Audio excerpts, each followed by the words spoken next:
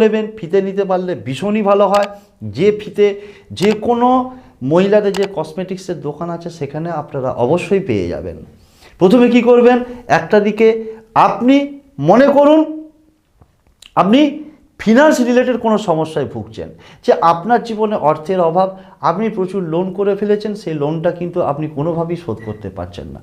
Either আপনি কি করছেন, আপনি প্রচুর দিন পরিমাণে কোনো লটারির টিকিট কাটছেন, কিন্তু সেই লটারির টিকিটে আপনি নিজেকে উইন করতে পারছেন না।